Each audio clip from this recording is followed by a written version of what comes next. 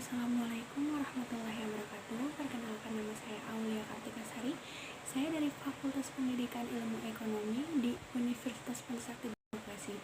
Di sini saya ingin menyelesaikan ujian akhir semester saya dengan mata kuliah Agama Islam dengan tema Pandangan Islam tentang Ekonomi. Seperti apa? Mari kita simak. Islam adalah sistem kehidupan, way of life. Islam menyediakan berbagai pangkat aturan yang lengkap bagi kehidupan manusia, termasuk dalam bidang ekonomi. Ekonomi Islam dibangun atas dasar agama Islam, sehingga ekonomi Islam bagian tak terpisahkan atau integral dari agama Islam. Ciri khas ekonomi Islam adalah tidak memisahkan antara norma dan fakta, serta konsep yang rasional. Ekonomi dalam Islam. Ekonomi secara umum didefinisikan sebagai hal yang mempelajari perilaku manusia dalam menggunakan sumber daya yang langka untuk memproduksi barang dan jasa yang dibutuhkan manusia. Dengan demikian, ekonomi merupakan suatu bagian dari agama. Barang dan jasa yang diproduksi dalam ekonomi Islam didasarkan kepada akidah pokok dalam muamalah, yaitu apa saja yang dibolehkan kecuali yang dilarang. Islam memberikan kebebasan kepada kemampuan akal manusia sehingga mencapai nilai yang lebih baik.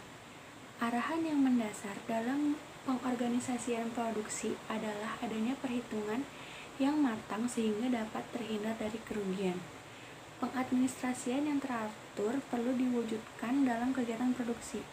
Allah berfirman dalam surat Al-Baqarah ayat 282 yang artinya, "Dan persaksikanlah jika kamu berjual beli, dan janganlah penulis dan saksi saling menyulitkan."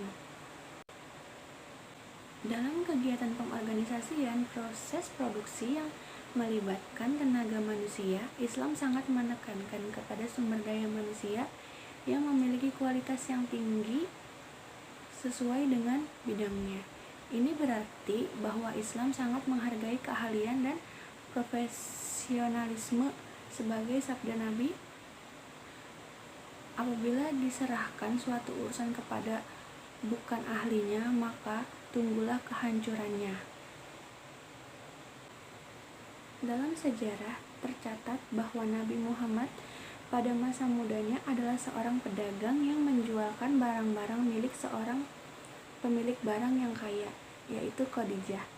Keberhasilan dan kejujuran Nabi dibuktikan dengan ketertarikan sang pemilik modal sehingga kemudian menjadi istri Nabi.